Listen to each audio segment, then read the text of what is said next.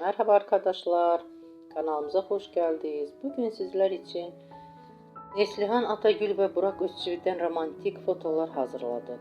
Burak Özçivit, Kara Sevda, Kurumuş Osman ve Çalı Kuşu dizisinde rol almış. Herkes tarafından beğenilmiştir.